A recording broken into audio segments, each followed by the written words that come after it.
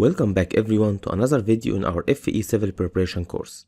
In this video, we are going to talk about another method for soil classification, which is AASHTO code method.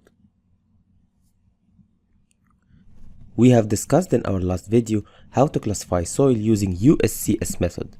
In this video, we are going to discuss our second method, which is AASHTO method. This table here is the table that AASHTO code follows in soil classification. We can see that the soil are classified into 11 different groups, starting from the A1A till the A76. Those groups are divided into two main categories. The first category is granular material, which are the groups between A1A up to A27, and the other category are silt clay material, which are the groups between A4 up to A76. The separator between those two groups is the percentage of soil passed from sieve number 200, which has opening of 0.075 mm. If the soil passed is less than 35%, this means that the soil is in the first category, which is granular material, and if the passed soil is more than 35%, this means that the soil is in the second category, which is the silt clay material. After that, we will separate between different groups using number of parameters, which are percentage of soil passed from sieves number 10, 40, and 200. And also we are going to use the liquid limit and the plasticity index of the soil. So now, let's have an example on this. So let's check this example. We have a soil, 34% of this soil passed from the sieve number 200.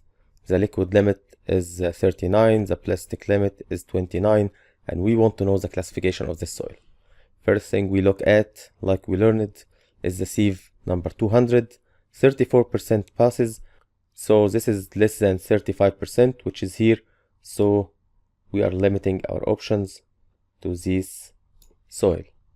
After that, we know that the liquid limit is 39, which is less than 40%.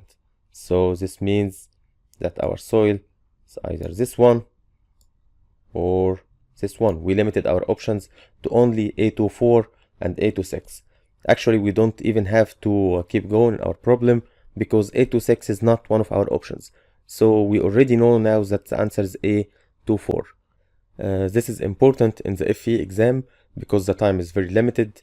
So in such questions, it's okay actually that you don't have to keep going in the problem because you already know based on this answers that the soil is A24. You don't have to waste another half minute or something in the problem. But just for the sake of explanation, we will keep going. The next step, we will calculate the plasticity index, which equals the liquid limit minus the plastic limit, which is 39 minus 29, which is 10. So this means that the plasticity index is equal or less than 10. Here it is equal or above 11. This is not valid. So it is this one, equal or less than 10, which is A24, which we have already said before that the answer is A24.